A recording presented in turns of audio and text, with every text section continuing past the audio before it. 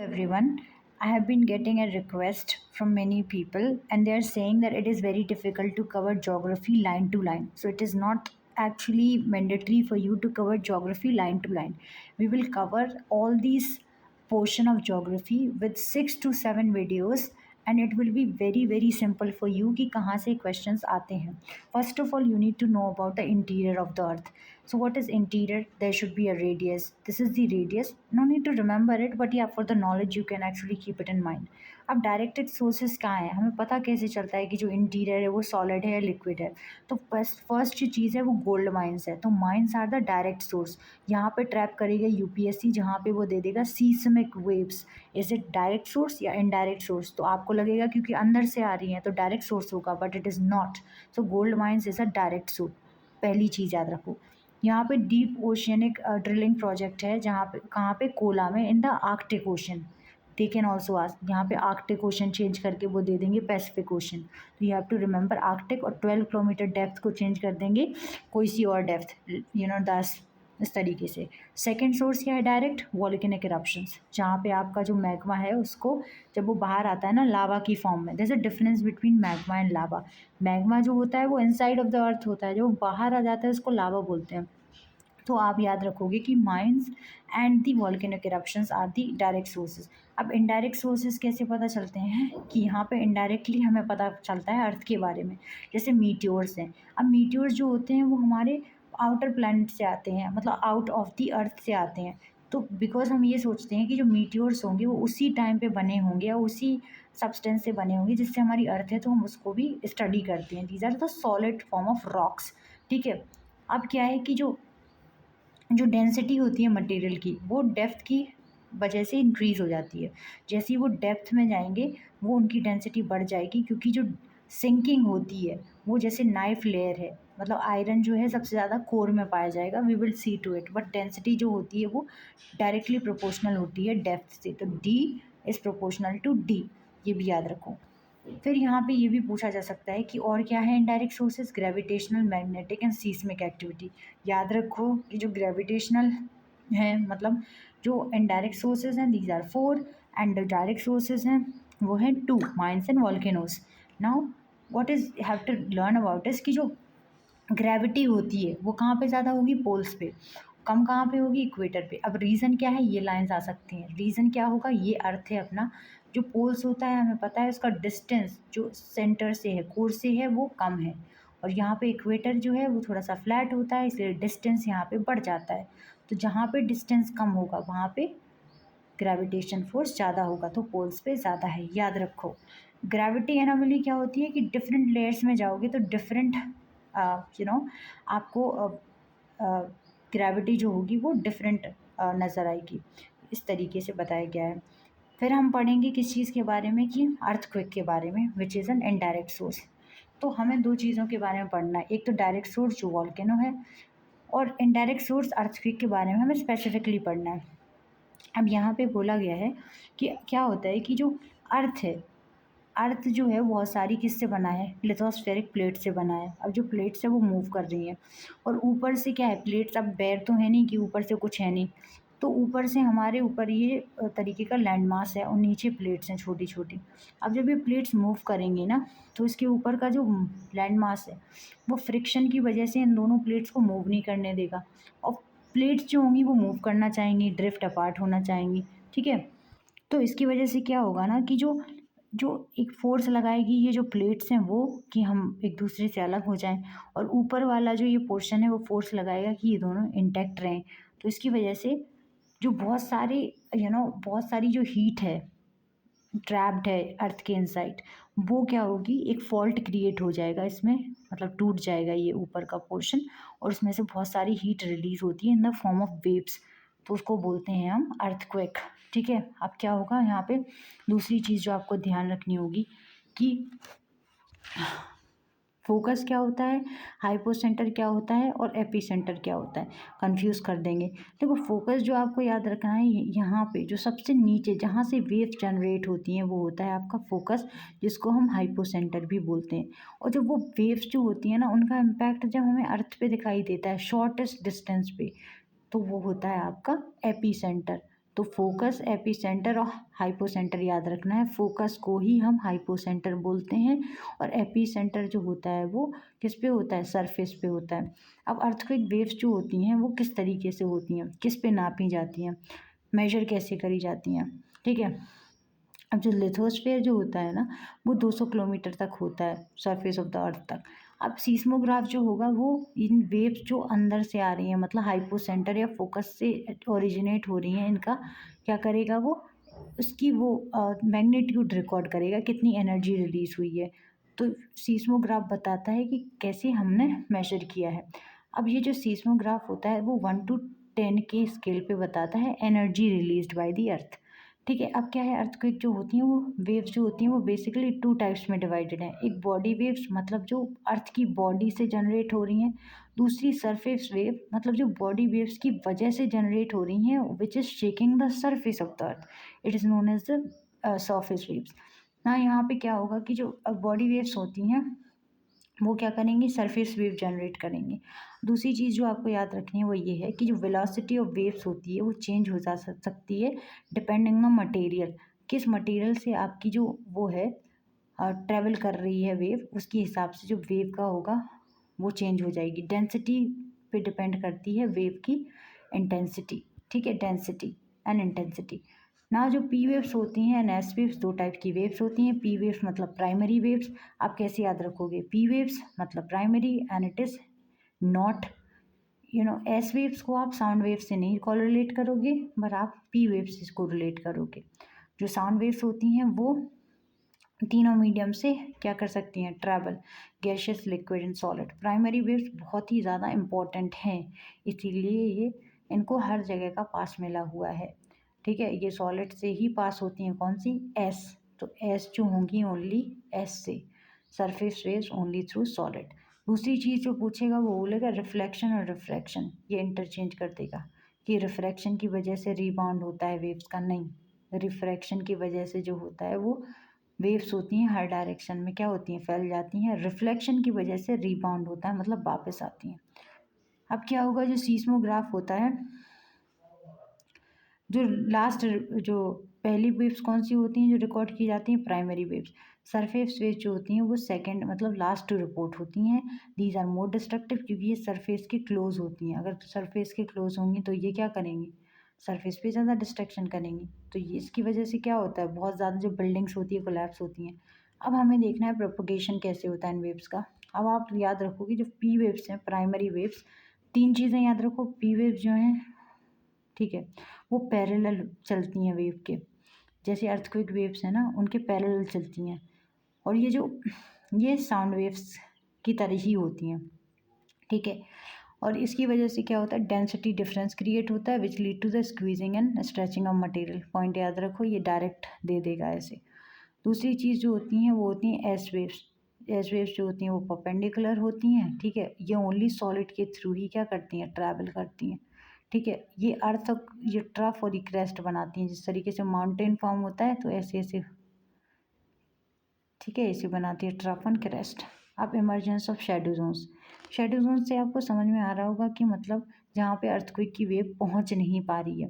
अब P waves और S wave में डिफरेंस क्या है कि जो पी वेव्स होती हैं वो हर तरीके के मीडियम से क्या हो सकती हैं, पास हो सकती हैं, और जो एस वेव होती हैं ओनली सॉलिड से पास होती हैं। तो मतलब किस चीज़ का ज़्यादा शेडो जोन होगा, एस वेव का, क्योंकि जो अर्थ होगा वो बहुत सारे मटेरियल से कंपोज होगा, जो शायद लिक्विड हो या गैस हो। लेकिन जो पी वेव्स होती हैं वो हर तरीके की मटेरियल से पास हो जाती हैं, तो मतलब इनका जो शेडो जोन होगा वो छोटा होगा। तो पी वेव्स का जो शेडो जोन होता है वो कम होता है comparison to the S waves. दूसरी चीज़ होती है, एक टाइम पे क्या होता है, 105 टू 145 डिग्री का जो वो होता है ना एपिसेंटर से एंगल, वहाँ पे दोनों ही वेव्स, ना पी वेव्स दिखाई देती हैं ना एस वेव्स दिखाई देती हैं। लेकिन 105 के बियॉन्ड, ठीक है, एंटायर जोन जो होता है वो दोनों का ही शेडो जोन होता है। फिर एक टाइम आता है जब 145 डिग्री के बियॉन्ड एक ही वेव आप ऑब्जर्व करोगे, वो होती है आपकी P waves, not the S waves. अभी देखो मैं बताती हूँ किस तरीके से यहाँ पे दिखाया गया है। देखो ये यहाँ पे पी वेव्स जो है, क्योंकि हमें पता है ये कोर है, फिर मेंटल है, फिर क्रस्ट है, तो पी वेव्स जो होंगी वो यहाँ तक चलेंगी 105 तक एक्चुअली। फिर ये जो होगा 105 से 145 तक का, यहाँ पे पी वेव्स नहीं दिखेंगी। फिर ये इमर्ज होंगी 145 के बाद बियॉन्ड। ठीक है, अब यहाँ पे देखो ये जो होंगी वो 105 तक ही रहेंगी और बाकी फिर ये दिखेंगी ही नहीं। मे बी बिकॉज यहाँ की जो ऑब्जेक्ट्स हैं या फिर अर्थ की लेयर है इसमें बहुत अलग अलग चीज़ें से बना हुआ है। अब टाइप ऑफ अर्थक्वेक कैसे होते हैं? जो टेक्टोनिक मोमेंट से होते हैं, जो हम नॉर्मली देखते हैं। फिर जो होते हैं वो किस तरीके से, वॉल्केनो की वजह से अर्थक्वेक हो रहा है कि कहीं वॉल्केनो इरप्ट हुआ अर्थक्वेक भी हो गया। फिर होता है आपका एक कोलैप्स अर्थक्वेक, जहाँ पे आप माइनिंग करने के लिए आपने क्या कर दिया, बहुत खदान खोद दी, उसकी वजह से जो रूफ है वो आपके ऊपर गिर गया। दूसरा होता है ग्राउंड शेकिंग, ट्रेमर्स जो कॉज होते हैं न्यूक्लियर एक्सपेंड जब आपको न्यूक्लियर वॉर वगैरह होता है, या फिर जो आप डैम कंस्ट्रक्ट कर रहे हो उनकी उनकी जो वाइब्रेशंस है वो इतनी स्ट्रांग है जिसकी वजह से आपको डैम की रेजर्वोयर की वजह से अर्थक्वेक हो गया। अब हम नापते कैसे हैं अर्थक्वेक को? दो स्केल होते हैं, एक होता है रिक्टर स्केल जहाँ पे आप क्या नापते हो, कितनी एनर्जी रिलीज हुई है। ये जो होता है 1 to 10 पॉइंट्स पे नापते हो। पर जो इंटेंसिटी होती है ना अर्थक्वेक की, कि कितना डैमेज हुआ है, वो आप रिश्टर स्केल पे नापते हो जो कि 1 to 12 पॉइंट्स तक का होता है। तो मर्केली एंड आपको रिश्टर स्केल याद रखना है। ठीक है, आई थिंक आपको समझ में आया होगा। इंटेंसिटी मतलब कितना डैमेज हुआ है। इफेक्ट्स तो आपको बहुत पता है ना, don't read line to line, effects आपको पता है, डिजास्टर मैनेजमेंट में भी पढ़ोगे मेंस के लिए। ठीक है, यहाँ पे जो है आ, हाँ ये सारा याद रख सकते हो कि सुनामी के लिए ज़रूरी नहीं है कि अर्थक्वेक ही आए तभी सुनामी होगी, क्वेश्चन दे देगा। फ्रिक्वेंसी जो होती है वो किस तरीके से, कितने फ्रिक्वेंटली आते हैं अर्थक्वेक, ठीक है, कितना डैमेज करते हैं। फिर क्रस्ट जो होती है वो अपर मोस्ट लेयर होती है। अब क्रस्ट जो होती है वो ओशियन भी है, मतलब पानी भी है और ज़मीन भी है। तो जो ओशियन के ऊपर जो होगा वो कम होगा थिकनेस, और जो ज़मीन के ऊपर होगा कॉन्टिनेंट के ऊपर वो ज़्यादा होगा। अब आप दिमाग लगाओ यार कि जो माउंटेन है उसके ऊपर तो और भी ज़्यादा होना चाहिए, तो ये 70 किलोमीटर थिकनेस होती है। डेंसिटी जो होती है वो ओशियन की ज़्यादा होती है। ठीक है, आपको लगेगा रॉक है तो उसकी डेंसिटी ज़्यादा होनी चाहिए, पर ओशियन की होती है।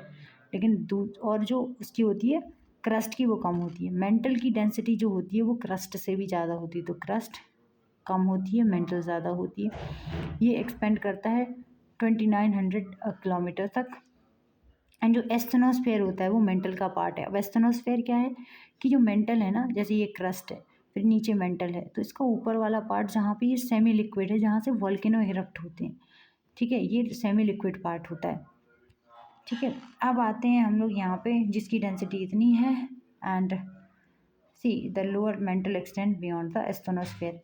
तो ऊपर का पार्ट जो है मेंटल का वो एस्थेनोस्फेयर है, इसका नीचे वाला पार्ट होगा वो ज़्यादा क्या होगा, वो सॉलिड स्टेट में है। तो अपर मेंटल कैसी में है, सेमी लिक्विड। ये जो है लोअर मेंटल वो है सेमी सॉलिड में, सॉरी ओनली सॉलिड।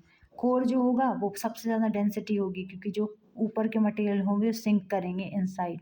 ठीक है, यहाँ पे जो नाइफ लेयर है मतलब निकल और आयरन की लेयर भी पाई जाती है।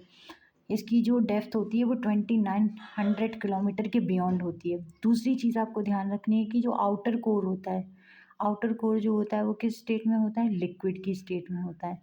एंड जो इनर कोर होता है वो सॉलिड की स्टेट में होता है। मतलब सेम आपका किस तरीके से, मैग्मा वाला पोर्शन, कि जो ये मैग्मा जो मेंटल था ऊपर वाला पोर्शन ये सेमी लिक्विड था, फिर ये सॉलिड हो गया। फिर कोर जो होगा आउटर कोर वो कैसा होगा, लिक्विड में, और जो इनर कोर होगा वो हो गया सॉलिड में। याद रखो। ऑलराइट, अब क्यों होगा, क्योंकि यहाँ पे आपको लगता होगा कि जो कोर के अंदर तो यार ये पिघला जाना चाहिए, पर नहीं, क्योंकि प्रेशर और टेम्परेचर दोनों ही इतने ज़्यादा काम करते हैं कि मटेरियल जो होता है वो सॉलिडिफाई हो जाते हैं। अब वॉल्केनो की पिक्चर्स तो देखी होंगी कि किस तरीके से वॉल्केनो इरप्ट होता है। ये जो क्वेश्चन था, ये वाला क्वेश्चन कि कौन कौन से मटेरियल्स फ्लो आउट होते हैं वॉल्केनो की वजह से, तो वो पूछा गया था। तो आप लॉजिक से सवाल सॉल्व कर सकते थे, बाकी it was given in the NCERT, read this, okay, only this.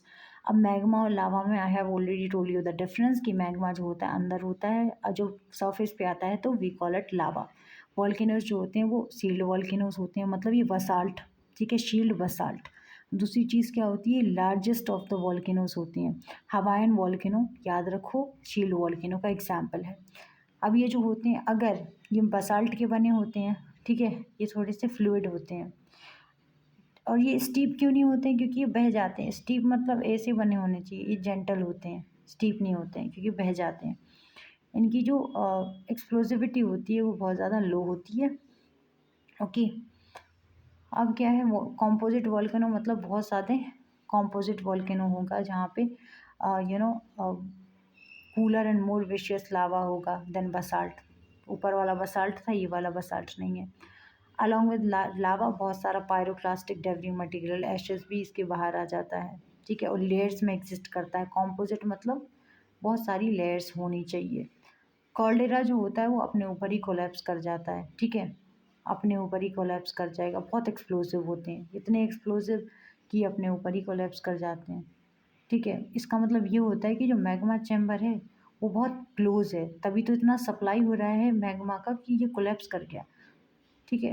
अब फ्लड, बसाल्ट फ्लड मतलब यार बहुत ज़्यादा देर तक फ्लो हो रहा है, बहुत ही ज़्यादा लिक्विड फॉर्म में है, ठीक है।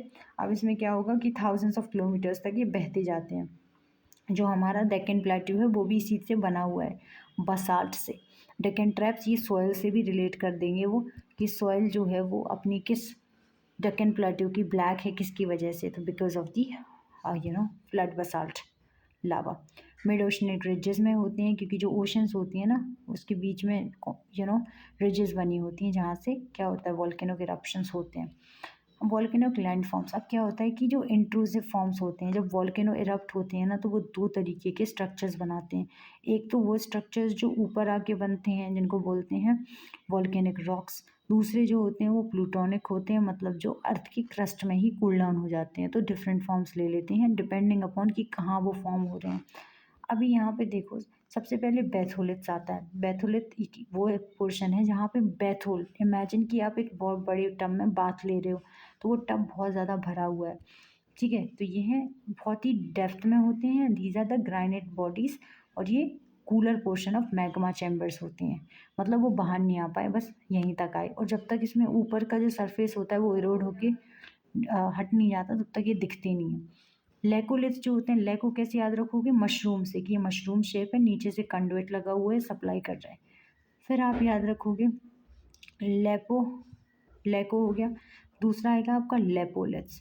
लेपोलिथ्स कैसे याद रखोगे, लेपोलिथ्स जो होगा वो इसका उल्टा होगा, लेको का लेपो। सी पहले आ जाएगा तो आप ऐसे बना देना, पी बाद में आएगा तो आप ऐसे, नीचे से क्या लगेगा, कंडुइट, और ये जो होगा सॉशर शेप्ड होगा।